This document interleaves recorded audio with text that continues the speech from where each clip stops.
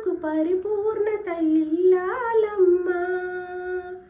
మగవాడి బ్రతుకులో సగపాలు తనదిగా జీవితం అంకితం చేయగా.